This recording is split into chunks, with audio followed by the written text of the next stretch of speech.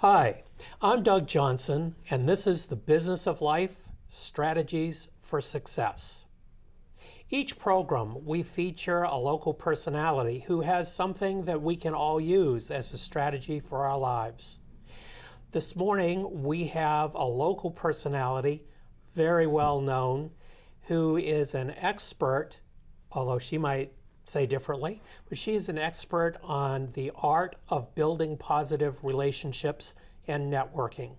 So I'd like to welcome to the show AnnMarie Hagenbuch. AnnMarie, welcome. Thanks so much for being here. Thanks, Doug. Thanks for having me. You bet. So you and I go way back, and as long as I've known you, you have always been such a positive person. Everyone who meets you likes you immediately. And so today we're going to talk about relationship building. Okay. So let's start by finding out a little about the true you. As some people would say, your backstory. So tell us about yourself. Okay. I was born and raised in the Bronx. Grew up there in a small immediate family, just have one sibling, but a very large Italian family. My parents were both the babies of very large families, and so I have a ton of cousins. So while people think of New York as a big city, I always had eyes on me from somebody. So moved to Ohio right out of high school, got married and moved to Ohio. This is where my husband at the time was from. And when you talk about relationship building, came to a place where I was, 19 years old, didn't know anyone, didn't have a driver's license. Good grief. Yeah, so difficult. It was pretty difficult, and people didn't understand me when I talked because I still had my Bronx accent. Well, and I knew you back then, and that sure was true. And so that's probably how I first learned to build relationships because, without them, you couldn't get anywhere. So I've done a number of things in the community. From a business standpoint, I've been in banking my whole career. I call it my accidental career. I wanted to be a psychologist, and I think in banking you are a psychologist because that sure is true. You mediate things, you listen to people's problems, you help people with issues. So, but I've been involved in a lot of local activities and events. I do a lot of volunteering in different capacities. Have also been involved in Chamber of Commerce in the area, and as a result of that, have volunteered on a number of different projects that I never would have gotten to, without relationship building. So kind of always reaching and enriching your horizons, if you will. Okay. So going back to when you first came here from New York, and you were kind of an island in the middle of Northeast Ohio. So how did you get started building relationships? I mean, did you just walk out your front door and start waving at people, or no what one did you around do? when I walked out my front door, which was very different for me. So for me, what I did is I started working, and that's where I started building relationships. In the workforce is where I got to know people in the area. I also was kind of dependent in a way. While I walked a lot of places, I was used to public transportation. Okay. There wasn't any here. And so I had to rely on people if I wanted to go anywhere that wasn't within walking distance. So formed relationships that that I needed all the way around. And then just from a standpoint of being far from home, far from family.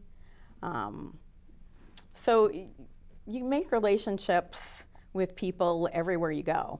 I always say that you network every day. You are in line at the grocery store. You are talking to people, wherever you are. Right. If you're in the business world and you have clients, you meet your clients, you meet their families, you meet other people. So for me, church as well. I got involved in different groups at church so that I could get to know people. And that was true, when I was 19 years old, and it's true today. I recently, 2 years ago, relocated from Twinsburg to Aurora, and while that's not a very far distance, in Twinsburg I knew everyone. I knew the mayor, I knew the police chief, I knew, everyone in my church, and I moved to a community where I was suddenly, I didn't know anyone from a personal standpoint, and so got involved in some organizations, some groups at church. That was how I started to meet people. Went to chamber events in Aurora. That's also how I started, to build my network here and to meet people. I live in a community that has a homeowners association, so we've gone to the homeowners association meetings and met neighbors through that. We had an open house recently where we met, some more of our neighbors. So just another way to build positive relationships. Well, interesting that you mentioned positive relationships. Number one, how do you define relationships? And then you mentioned the term positive relationships. Are there other kinds of relationships? Yeah, there are. There are both positive relationships and toxic relationships. But to go back to defining relationships, I think relationships is just getting to know people. Some relationships you don't choose. That's your family. I mean, that's your first relationship, is with your parents. And then, after that, it's with your siblings, and in my case, a multitude of cousins that you had relationship with that wasn't initiated by you, but it was still a very positive relationship. And that's how you learn things. You learn your negotiating skills in those kind of relationships. Sure. I mean, you negotiate every day. You negotiate with your spouse if you're going out to dinner on where you're going. So that's where you learn those skills. You also learn, I think, from your parents and from your family that you can disagree with people and still be in a relationship. I come from an Italian family where you are loud, you yell, you scream, you talk with your hands. But at the end of the day, you're family, and that's what matters. And family always has your back. And I think I only have one sibling, but as I said, I have a lot of cousins, and you learn quickly that you can pick on each other, but when someone picks on you, boy, they've got your back. And so that's how you learn initially. That's how you learn how relationships are formed. Then, you move to school. And when you go to school, you are sometimes with like-minded individuals in some cases, but they're different. They have different, sometimes customs, different beliefs. And so there you learn another, again, you didn't choose those relationships. You were put in that situation, but you become friends with some and friends with others. I went to a very small school. There were probably 20 to 25 of us from kindergarten through 8th grade, one class in the same school. And through Facebook, I would say there's probably at least 10 of us that still keep in touch and still, we live all over the country now. But, we had those initial relationships and beliefs. And it's funny because we do similar things. We volunteer a lot. We get involved in community events. And I think kind of that's how we were taught relationships should be. And I think with those kinds of relationships anyway, even though you've not been together for years, I think when you do get together, it's like there was never a gap in time. Yeah, it's really funny because I hadn't seen them for many, many years or talked to them. And it's funny how you just kind of pick up where you left off. Right. Same thing with, people that I grew up with that I haven't seen in, in some cases 20 years. And you kind of pick up where you left off. And that's the beauty of positive relationships. Okay. Talk about toxic relationships for just a minute, because we really want to focus on the positive ones. But there are times where relationships are toxic, and if somebody's draining you, and you just maybe can't handle the negativity, or if they're doing things that are not positive. I had someone in my life when my daughter was young who had some behaviors that I wouldn't want to call modeling behaviors for a child, and I finally had to say to her, look, I can't do this because she's now imitating or talking about things that you do, and I can't. That's not how I want to raise my child. And that was one of the hardest relationships that I ever had to dissolve, so to speak. And it was because of that. So there are times where relationships are toxic and you have to kind of ease your way out of them. It doesn't mean you never see the person or never talk to the person, but you ease your way out. Okay. So back to the positive relationships. How do you start to form a relationship? We've talked about that a little bit, but is there an actual process that you would go through? I think in the beginning, when you're in the baby Right. steps and of the you relationship. mentioned that, sometimes you're thrown together and that forms a relationship. But what about when you go out on your own and you choose to have a relationship with someone? How do you start that? How do you initiate that? Conversation initially. Okay. It's a joke in my house that everyone talks to me, and it's probably because I talk to everyone. I mean, if I'm standing in line, for example, in the store, and I see someone, I'll say, "Oh, I really like that, jacket you have on," or "I really love your purse," or if it's a young child, I'll talk to them, and sometimes it's just as simple as that, kind of an icebreaker, and you talk to people. But when you're building a relationship, it's kind of a two-way thing. You also have to listen to what people are saying. Okay. Have a little bit of empathy in some cases for what they're saying. Find out what you have in common. If you're putting yourself out there to meet someone, if you're in a group, for example, and it doesn't even have to be a formal group. It could be something like, you're bowling or you're in some kind of sport, and there are people that you meet through that. You talk to them, you find out their interests. I think it's important in relationship building not to have your hand out and say, "What can you do for me?" I think it's really important for you to take the time to know the person, take the time to know what the person wants or needs, and then help them any way you can. The best kind of relationships, you're an advocate for that person, you're a booster for that person, you support them, you tell them the truth. I think that's really important. And I mean that in a couple of ways. Do what you say and say what you mean. And telling them the truth doesn't have to be painful. I mean, you don't have to be nitpicky and mean. Right. But if someone's doing something that maybe is not beneficial to them, and you see that and you know that, or if they ask you, "This is the kind of the direction I'm going in. What do you think?" Tell them the truth. I think people respect you for that. Sometimes that's hard to do.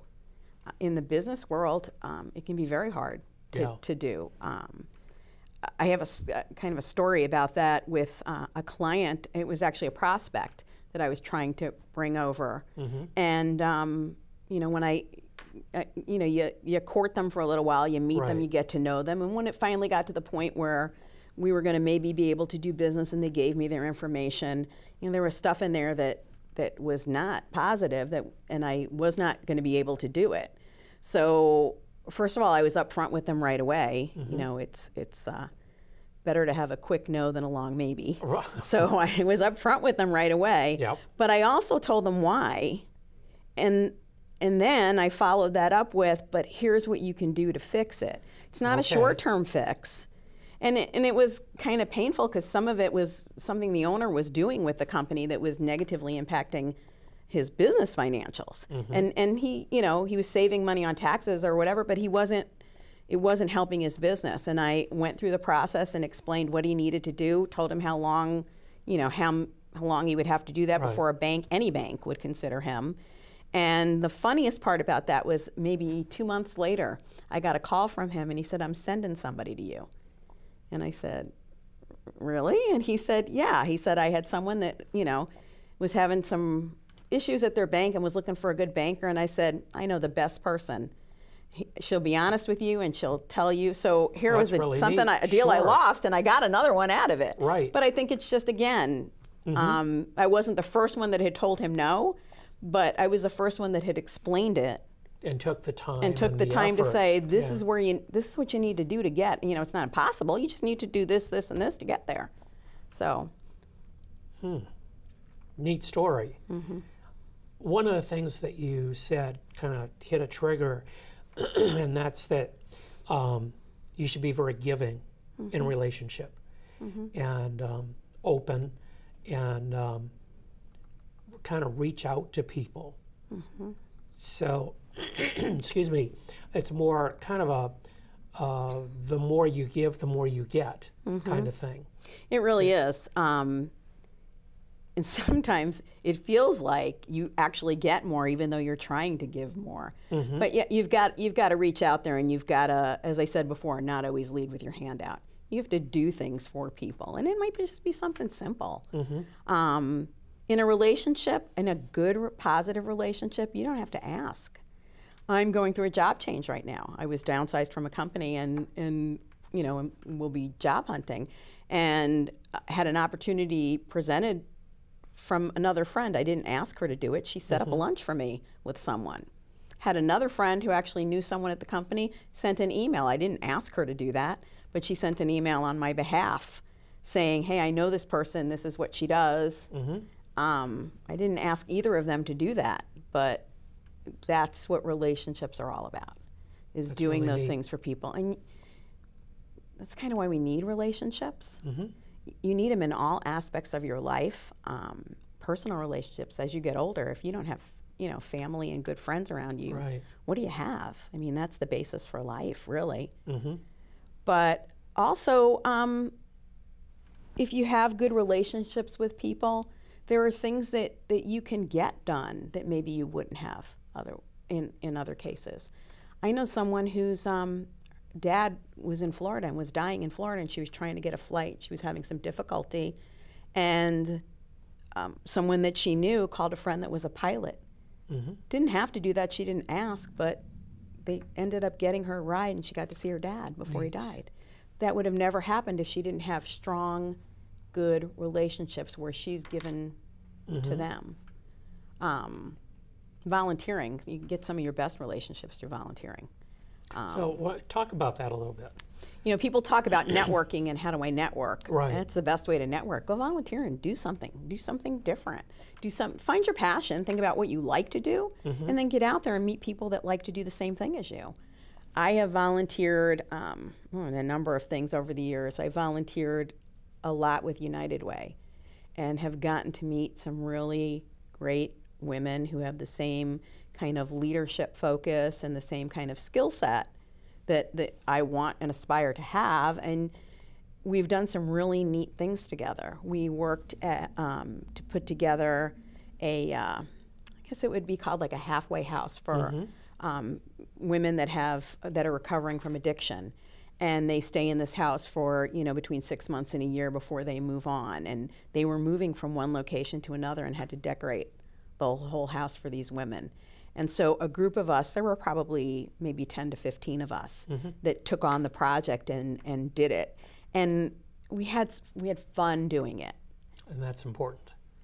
But it was more than fun because as you were doing these things and fixing these rooms up, you were kind of standing there thanking God that you were able to do that, and that you knew someone was going to be there that was going to benefit from them, and you just hoped that they could get through their struggle and move on with their lives. And so I met, women there that I didn't know before that were helping with the project that, I've stayed friends with, and we've done other projects together, but it's such a wonderful feeling. And it wasn't like you were looking to network and meet people, so to speak. You were volunteering to do something good. That's just a great byproduct as a result of it. Neat. Do you think it's possible to have positive relationships through different socioeconomic status and different genders and races and beliefs? Absolutely. If you pass up the opportunity to meet someone because you think they're below you, beneath you, don't share the same interests as you, you have passed up the opportunity to probably meet a lot of really cool people. I mean, everyone you meet is a human being just like you are. And so take the time to kind of talk to what sometimes are the invisible people. I love the guy that is the, I guess you would call it the service attendant in the parking garage. Okay. I go down, at my prior job, I went down to Akron about twice a week. And usually during the day it was the same guy who I paid my toll to. And over the last 3 years, I've, gotten to know him and his family and things about him, just, through a little, how long you sit in a parking garage? In a toll booth. Yeah, type thing, but you talk. And I went down there last week, and he saw me getting out of my car and yelled, "Where have you been? I missed you." So, here's a really cool guy that some people, when I said, "Oh, I was talking to so-and-so downstairs," are like, "Who's that?" I'm like, you pass him every day, you don't know who he is. Mm-hmm. So. And I think that happens a lot, unfortunately. I would agree. So, as I said, it broadens your horizons. If you meet people in different groups, they'll network you to other people in different groups, and there's so many things you can learn for anything, even in a workplace. I worked in an office that we called the League of Nations because each one of us, our ethnic backgrounds were different. And so we had so much fun comparing things that we did. Right. And when you see how different you are, you also find out how much the same you are. And I think from a broader standpoint, that helps you just relate to more people because you realize basically people are all the same. And really, don't you think it helps you become a better person? It does. I would agree. You know, you and I have talked about some strategies for success. And you have a couple that just are, I think, so very simple and yet so important. And one you've already touched on, which is tell the truth. And that certainly is above and beyond, I think, because if you can't be truthful in a relationship, then what is there? So that would be one strategy for success. A second one would be to be a mentor, find a mentor. Can you talk about that a little bit? Sure. I have always liked to mentor people who are primarily in the workforce. For me, it has been. Can you tell us what mentoring really is? Yeah, what that really means is a mentor is someone who has been successful in something that you want to do.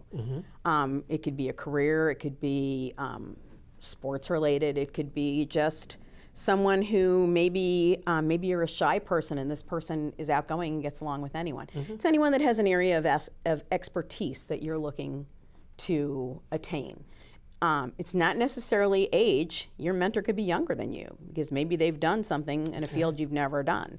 I've had the opportunity through United Way to work with mentoring women in the business field, and boy, you get a lot more than you give. You think you're giving them advice and guidance and help, but they're also, especially if there's an age difference and your mentee is younger, they're keeping you up to date on things. They're giving you a different outlook. They've done different things in their lives, maybe haven't done them traditionally, and have come up a different way than you have. And so you get so much more from them than you give. If you need a mentor, that's the other side of it. If you're aspiring to do something, you know, be it business related, be it personal related, find somebody that's already done that, and ask them. I mean, you need permission. How do you do that? You just say, I'd like to be able to do this. Can you kind of mentor me in this? Now, mentoring doesn't mean they do everything for you. As a mentee, you have responsibilities to take to heart any advice that they give you and actually do something with it. You don't just get to, reap the benefits just without putting something. Everything happens. You have to put some work into the relationship, but again, it's so rewarding because you get and give all the way around. And your mentor can be a help to you for many years in many different ways. So you're building a relationship that's a lasting relationship. Okay. One of the other things, the third strategy for success is to ask, how can I help you? Yeah. We've talked a little bit about that, but do you want to expand a bit more? Yeah. Again, don't lead with your hand out. In the business world, in networking, sometimes all you hear is, I want this, I want this, I want this. And when you stop and you say to someone after you've met and talked a little bit, what can I do for you? How can I help you? What are you looking for? Sometimes they're kind of taken aback by it because you're not saying, so unusual. Yeah. What can you give me? And so I think going back to relationship building, that's how you form that relationship, because they know that it's a two-way. You're looking out for them as well, and it's going to help you both in the long run. So give more than you get, and don't be afraid to say, how can I help you? It's interesting that you phrased that way. Don't be afraid to ask if I can help you. Do you think that's often something that holds us back? I think for relationship building, for networking, for anything, I think that's what holds us back, is that fear of failure, that fear of rejection. Right. It's hard to put yourself out there. Yeah, it is. Because you don't know what the outcome is going to be. And will you click with everyone? No. Sometimes you have to be persistent. Sometimes you've got to revisit with that person more than once to get that, to get the relationship going. I'm not saying being a pest, but I am saying you're not going to form a relationship just because you've met someone and talked to them for 20 minutes or 5 minutes at a networking meeting. So it's the building on it. Is it okay to not form a relationship with everybody? Yeah, absolutely. There are people that you can be an acquaintance to, but you don't have to have a relationship. And it may just be that it could be something that doesn't click between the two of you, or it could be maybe you're not interested in the same things, and that's okay. You don't have to be a friend to all. You can be cordial, but you don't have to have everyone as part of your inner circle. Super. Well, AnnMarie, it has been a pleasure talking with you today. Thanks for having me. You bet. And keep those relationships forming. Thank you. Thanks again. Thank you.